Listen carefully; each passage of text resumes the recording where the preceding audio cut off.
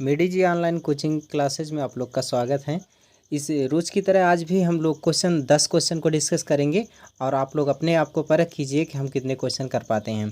तो पहला question read करते हैं। पहला क्वेश्चन, प्रकाश संश्लेषण क्रिया में ऑक्सीजन गैस निकलती है। देखिए, प्रकाश संश्लेषण की क्रिया किसे कहते हैं? प्रकाश संश्लेषण की क्रिया पादप पेड़ पौधों में होती है। कहने का मतलब ये है कि यदि प्रकाश संश्लेषण और पर्णहरिम की उपस्थिति में होती है तो उस समय आपको ग्लूकोज प्राप्त होता है और ऑक्सीजन गैस मुक्त होती है। तो उस समय ये कह रहा है कि प्रकाश संश्लेषण की क्रिया में ऑक्सीजन गैस निकलता है, तो ये ऑक्सीजन जो होता है ये किसका होता है? ऑक्सीजन CO2, उसमें जो O2 है वह है, या फिर जल है वह है। तो इन दोनों से पता चलेगा, आप समझ पाएंगे। तो हम लोग ये देख पाते हैं कि यदि प्रकाश संश्लेषण की क्रिया हो रही है तो वहाँ पर जो ऑक्सीजन निकलता है वह ऑक्सीजन किसका होता है? तो ऑक्सीजन जो होता है ये किसका होता है? जैसे हम जल की बात करें तो जल जो सूत्र होता है H2O। H2O जब प्रकाश संश्लेषण की क्रिया होता है तो ऑक्सीजन में टूटता है और हाइड्रोजन में टूटता है। तो ये टूटता किस में है? H2 में, और प्लस किस में? O2 में टूटता है। तो ये 2H2 हो जाएगा, यहाँ पर 2 हो जाएगा, तो ये रिएक्शन बैलेंस हो जाएंगे। इस प्रकार से ये टूटता है। तो इसमें इसका सही आंसर जो होगा वह जल होगा। कौन होगा? जल होगा।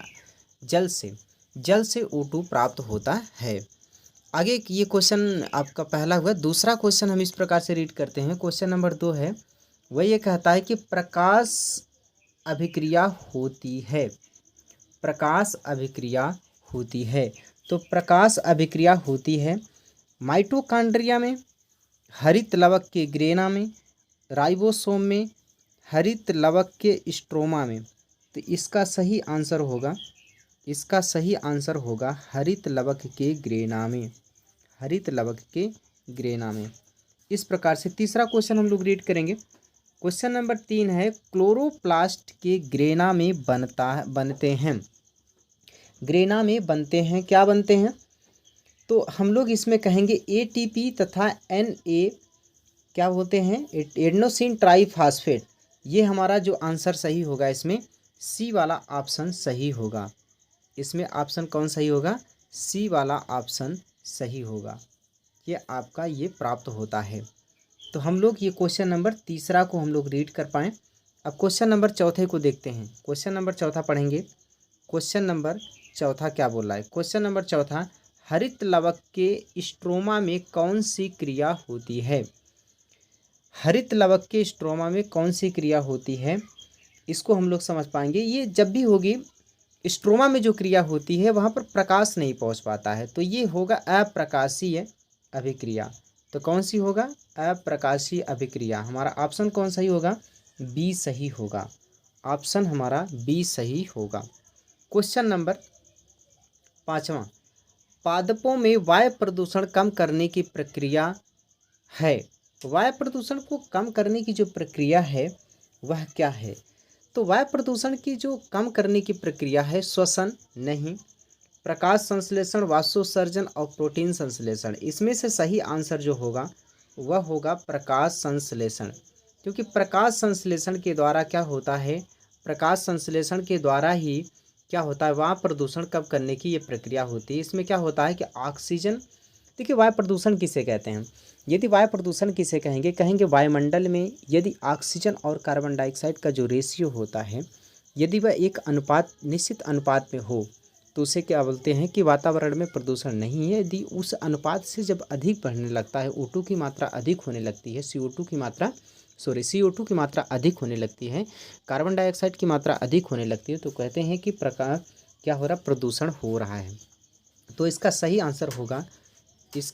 आंसर होगा कौन सा? प्रकाश संश्लेषण। आगे इसके बाद क्वेश्चन करेंगे हम लोग छठवां क्वेश्चन करेंगे। छठवां क्वेश्चन है, पायरुवेट के विखंडन से यह कार्बन डाइऑक्साइड जल तथा ऊर्जा देता है और यह क्रिया होती है।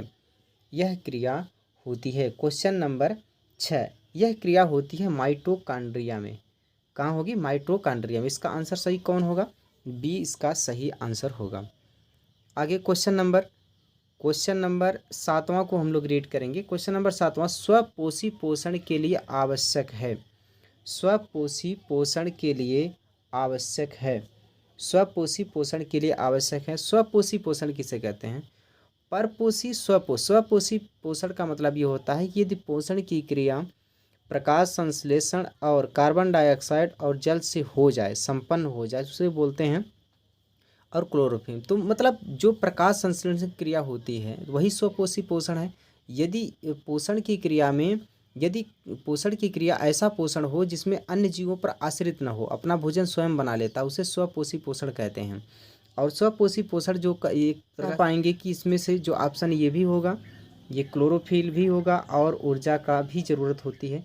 इस प्रकार से इसका सही आंसर कौन सा होगा? उपर्युक्त सभी। तो इस प्रकार से हम लोग क्वेश्चन नंबर, इसका डी आंसर सही होगा, उपर्युक्त सभी।